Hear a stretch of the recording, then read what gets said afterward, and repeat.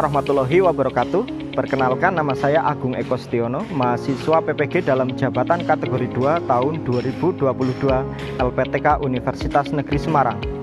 Pada kesempatan kali ini, izinkan saya untuk menampilkan video pembelajaran saya terkait dengan implementasi rencana aksi 4 saya dengan kompetensi dasar mendiagnosis kerusakan sistem pengisian. Selamat menyaksikan. Assalamualaikum warahmatullahi wabarakatuh. Apa kabar hari ini? Sehat ya? Masih semangat ya? Semangat. Oke. Baik, ada yang tidak berangkat hari ini? Mas Gunawan berangkat? Tidak. Sakit ya? Oke. Sebelum kita mulai kegiatan kita pada pagi hari ini ya, alangkah baiknya kita awali dengan berdoa ya. Kita mohon untuk mengawali kegiatan pembelajaran pada pagi hari ini, lebih baik berdoa terlebih dahulu. Berdoa mulai, berdoa selesai. Ya. Baik, seperti biasa sebelum kita awali kegiatan kita ya, mari kita nyanyikan dulu ya lagu nasional untuk apa? Untuk menumbuhkan rasa cinta tanah air kita ya, menumbuhkan rasa nasionalisme kita ya, mat ya.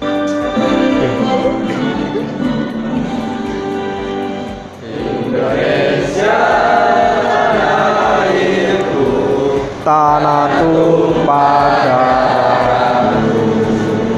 Indonesia Raya merdeka, merdeka, hiduplah Indonesia Raya.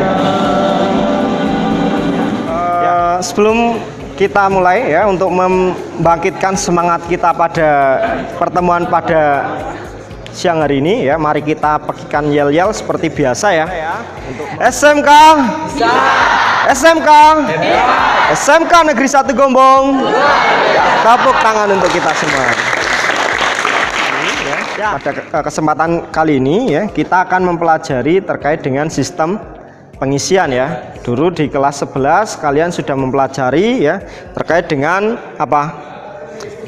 Ya, menerapkan prosedur perawatan atau pemeliharaan pada sistem pengisian. Dulu di kelas apa sih peran sistem pengisian itu pada kendaraan? Ada yang bisa menjawab? Ya, silakan Mas.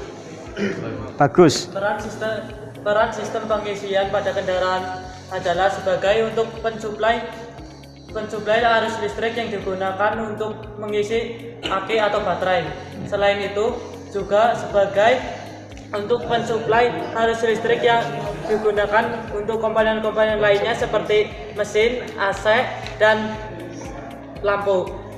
Itu ya. Komponen-komponen kelistrikan lainnya. Oke, tepuk tangan untuk Mas Bagus.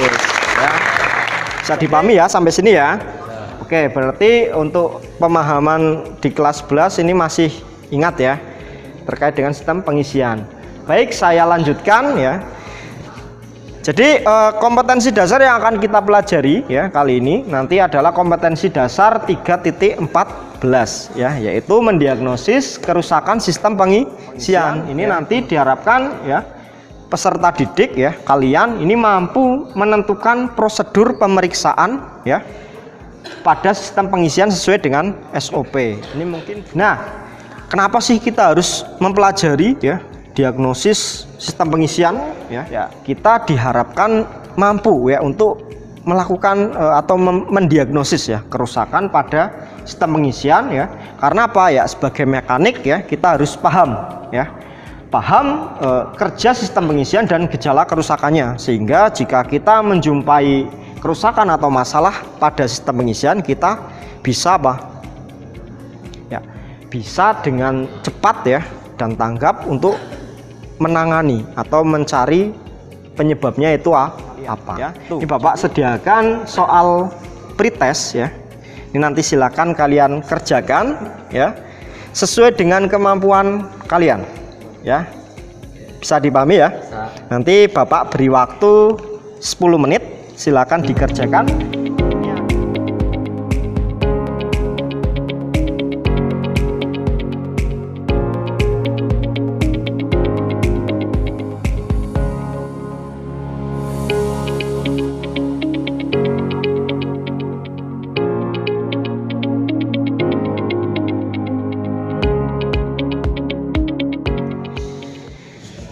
Ya, tadi sudah kita lihat ya peringkat dari pretestnya ya. Ini Mas Nugroho peringkat 1 ya. Selamat, ini pemahamannya luar biasa terkait model pembelajaran yang akan kita gunakan pada kegiatan kita hari ini, yaitu model pembelajaran problem based learning ya, di mana nanti ada 5 tahap yang akan kita lalui ya. Yang pertama, kemudian pembagian kelompok ya, Bapak sudah bagi menjadi 6 kelompok pada hari ini ya. Nanti silakan setelah ini menyesuaikan dengan kelompoknya masing-masing ya.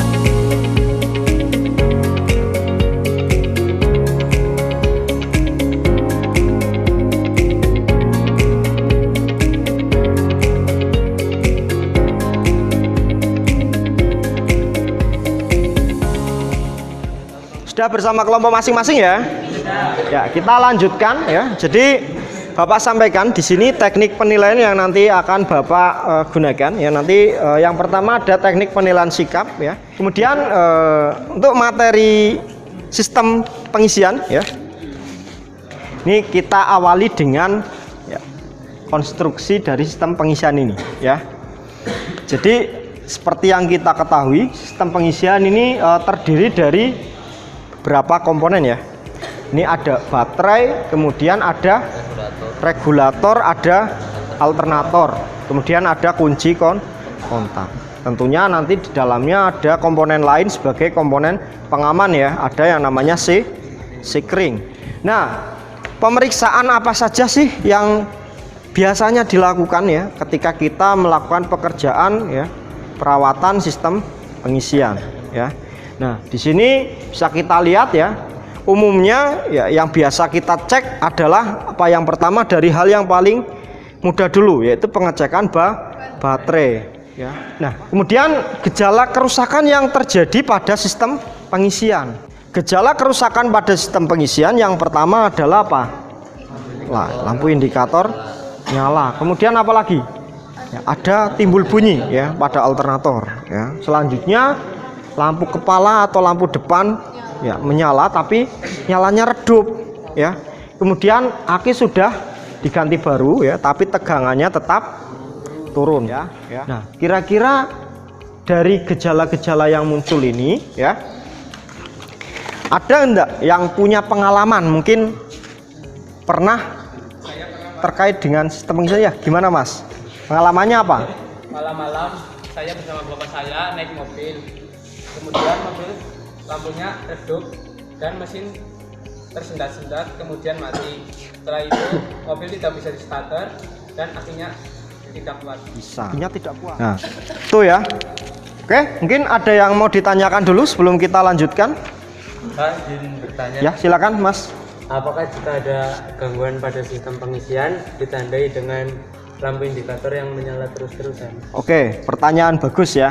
Ya, jawabannya bagaimana? Ada yang bisa menjawab atau mungkin punya pendapat? Mungkin tidak selalu didiagnosis dari lampu sih Pak, karena bisa jadi sistem pengisian normal sedangkan lampu indikatornya tuh rusak atau korslet.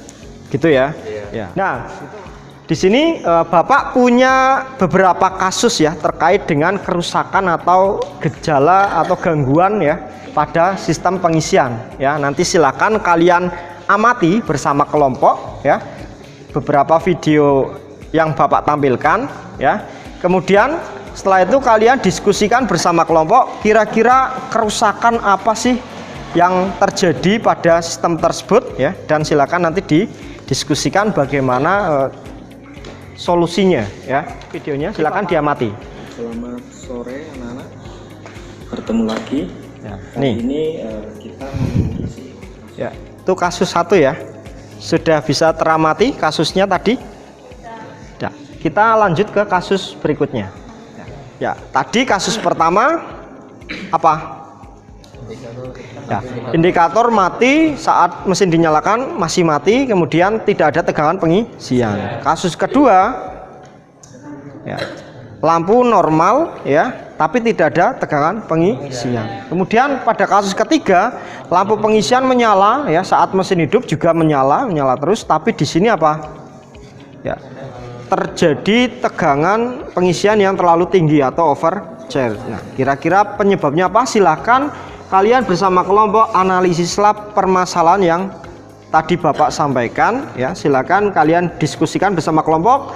Kalian bisa menggali informasi dari sumber belajar yang Bapak sediakan. Ini bisa kalian scan kodenya, QR code-nya ya. Tapi silakan untuk hasil diskusinya nanti dituliskan pada lembar kerja yang sudah Bapak bagikan tadi. Silakan Bapak beri waktu 10 menit ya. Silakan.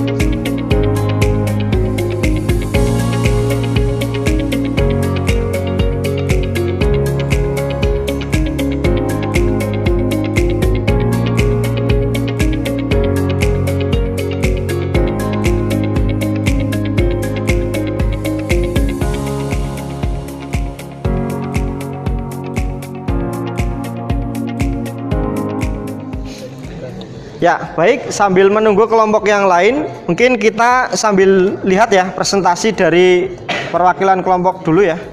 Baik, masalah yang pertama yaitu lampu indikator pengisian mati saat kunci kontak on dan saat mesin hidup. Analisis penyebabnya, lampu pengisian mati, alternator rusak atau ada kabel yang putus. Cara mengatasinya, cek tegangan pengisian saat mesin hidup. Jika ada tegangan pengisian kemungkinan lampu yang rusak. Selanjutnya periksa lampu. Itu ya. Ya, kita beri aplaus dulu pada kelompoknya Mbak Sofi. Ya, jadi itu tadi ya beberapa kasus yang sudah dianalisa ya, mulai dari penyebabnya dan cara mengatasinya bagaimana ya. Coba nanti silahkan kita lakukan praktek ya dari kasus tadi ya.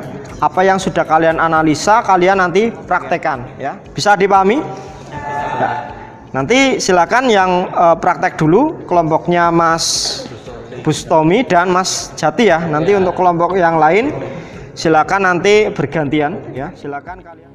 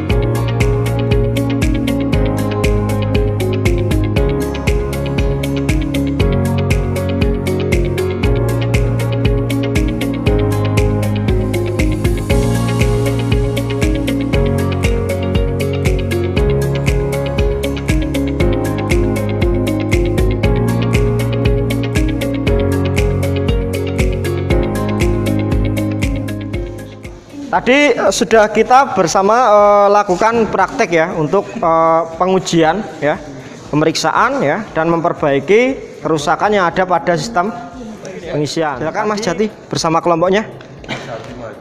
Silakan bisa dipaparkan hasil dari diskusi dan praktek yang sudah dilakukan. Masalah yang terjadi yaitu lampu indikator pengisian mati saat kunci kontak on dan saat mesin hidup. Analisis penyebabnya lampu pengisian mati, alternator rusak ataupun ada kabel yang putus. Cara mengatasi terjadi tadi yaitu terminal B pada alternator lepas. Setelah itu dipasang kembali dan dicek. Lampu indikatornya masih sudah menyala ya? Sudah menyala, cuma masih overcharge. Tegangannya sekitar 15 volt. 15 volt. Terus tadi dicek gimana? Saya cek fuse-nya ternyata memang tidak tersambung, yaitu terputus. Jadi diganti fuse yang masih baik ya. Oke, tepuk tangan untuk kelompoknya Mas Rana ya. Silakan bisa duduk ya. Jadi itu ya, saya rasa sudah bisa ya kalian mendiagnosis kerusakan berdasarkan gejala yang muncul. Oke. Sebelum kita akhiri kegiatan kita pada sore hari ini ya, mungkin ada yang bisa membantu saya untuk menyimpulkan ya kegiatan pembelajaran yang sudah kita lakukan dari awal sampai akhir ini. Silakan. Ya, silakan Mas Ibnu. Bila saya simpulkan kegiatan hari ini dari awal sampai akhir, ternyata sistem pengisian itu sangat perlu untuk kendaraan, karena jika sistem pengisian sudah rusak, baterai bisa saja habis tegangannya dan komponen-komponen yang menggunakan listrik lain tidak bisa bekerja. Jadi sistem pengisian ini sangat perlu bagi kendaraan. Jadi sebelum ditutup, Bapak punya soal post test terlebih dahulu ya. Tadi kalian di awal sudah mengerjakan pretest ya. Nah, setelah pembelajaran ini Bapak harap pemahaman kalian terkait dengan diagnosis kerusakan sistem pengisian ini lebih meningkat ya. Silakan kalian bisa kerjakan terlebih dahulu ya soal post testnya dengan menuju ke link yang Bapak sediakan tadi.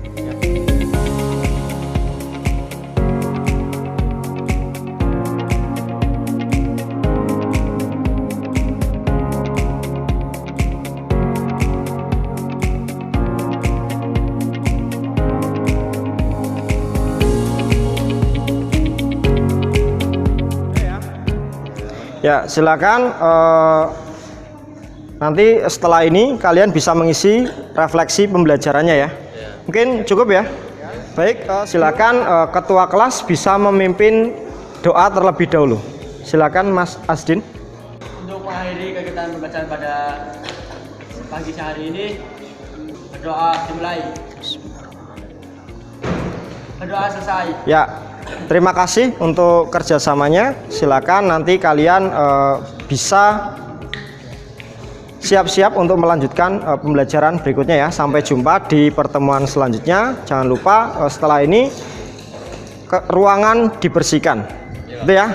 Dari saya cukupkan, kurang lebihnya mohon maaf. Assalamualaikum warahmatullahi wabarakatuh. Ya, baik, terima kasih. Tepuk tangan untuk kelasnya.